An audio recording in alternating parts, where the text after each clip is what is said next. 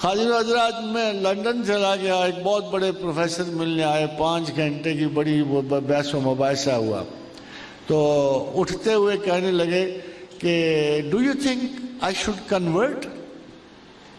تو میں کہا نو آئی ڈونٹ تھنک سو۔ بھائی پڑھے لکھے آدمیوں کو ان پڑھ ہوتا، اس کو میں بہلا پھسلا لیتا، مسلمان کر لیتا۔ تو آلریڈی اینتھروپولوجی کا پروفیسر ہے، خدا کا پہلے سے منکر تھا، اب اگر تو مسلمان بھی ہو جائے گا تو مجھے تو اس کا کوئی فائدہ نہیں۔ ہو سکتا ہے کہ وہ جیسے فرینچائز پہ آگے بڑھاتے ہیں، کچھ فرینچائز والے بھی لے لیتے ہیں، اس کا اگر 100% ثواب ہونا ہو، شاید 5% میرے حصے میں بھی کیش ہو جائے، اس سے زیادہ تو کوئی بات نہیں۔ تو میں نے کہا بھائی مجھے کوئی شوق نہیں آپ کو مسلمان کرنے کا۔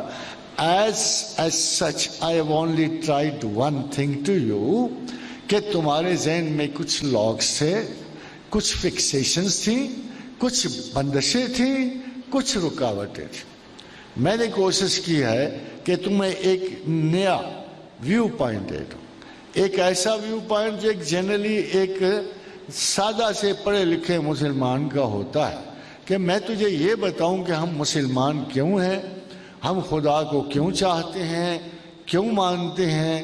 میں نے اس لیے تمہیں بتایا، میرا کوئی مقصد نہیں تھا کہ تم مسلمان ہو جاؤ، کیونکہ مسلمان ہونے کے لیے عقل و معرفت اور ہوش و حواس کی پابندی لازم ہے۔ اگر مسلمان ہونے کے باوجود آپ اگر عقل استعمال نہیں کرو گے، شعور استعمال نہیں کرو گے، غور و فکر کی صلاحیتیں استعمال نہیں کرو گے، تو پھر قرآن کی وہ آیت تم پہ لاگو ہو جائے کہ ان شر الدواب عند اللہ صم بکم الذین لا یعقلون، کہ بدترین جانور میرے نزدیک وہ ہیں کہ جو اندھے اور بہروں کی طرح میسج کو قبول کرتے ہیں، جو غور و فکر نہیں کرتے۔ خاتون حضرات، غور و فکر کیوں ضروری ہے؟ سوال تو یہ پیدا ہوتا ہے، یہ بار بار غور کرنا، فکر کرنا کیوں ضروری ہے؟ کہ غور و فکر ہی آپ کے علم کو آپ کے وجود میں ڈھالتا ہے۔